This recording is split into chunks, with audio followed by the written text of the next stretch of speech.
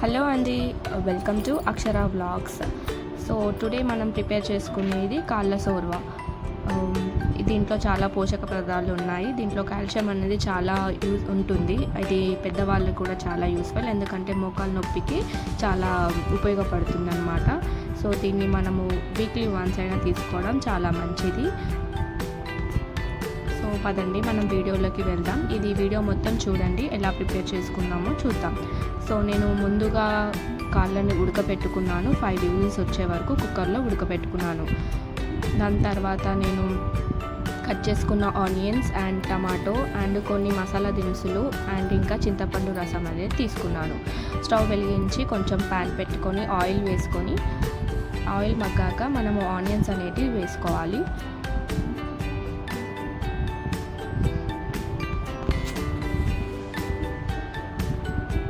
Onions మంచిగా fry అవ్వాలండి. Orange colour వచ్చే వరకు మనం ఆనియన్స్ని ఫ్రై చేసుకుందాం.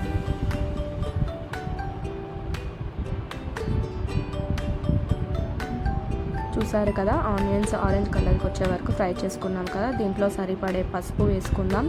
అలాగే అల్లం వెల్లుల్లి పేస్ట్ కూడా వేసుకోవచ్చు.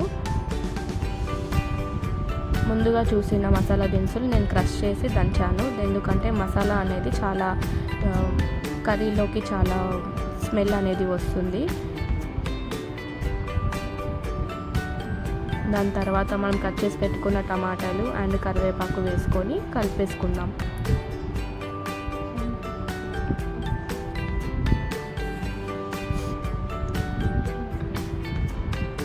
టమాటా ఆనియన్ చాలా మగ్గాలి. చూసారు కదా, ఇలా మగ్గాక మనము ముందుగా ఉడికించి పెట్టుకున్న కాళ్ళు అనేటివి దీంట్లో కలిపేసుకుందాం.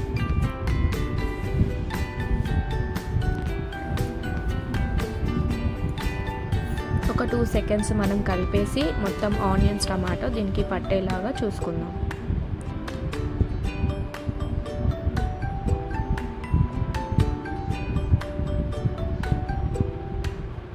దీంట్లో సరిపడే కారం, రుచికి సరిపడే కారం వేసుకుందాం. దాని తర్వాత రుచికి సరిపడే ఉప్పు అండ్ నేను ఇంకా దీంట్లో ధనియాల పొడి యాడ్ చేసుకుంటున్నాను.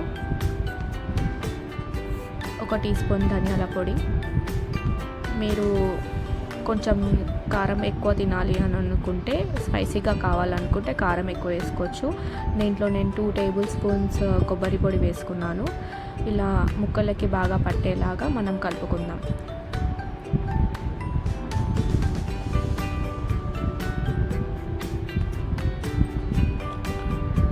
ముక్కలకి కారం బాగా పట్టాక దాంట్లో మనం చింతపండు రసం అనేది వేసుకొని 1 గ్లాస్ వాటర్ కూడా మనం యాడ్ చేసుకోవాలి.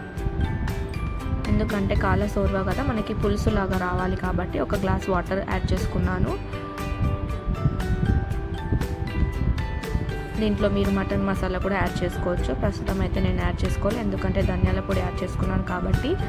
సో కుక్కర్ మూత పెట్టేసి 2-3 విజిల్స్ వచ్చే వరకు మనం స్టవ్ మీద పెట్టుకుందాం. చూసారు కదా, 2-3 విజిల్స్ వచ్చాక కర్రీ ప్రిపేర్ అయిపోయింది.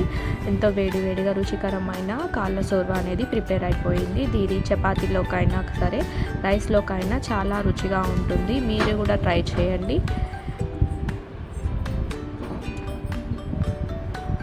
సబ్స్క్రైబ్ చేసుకోండి.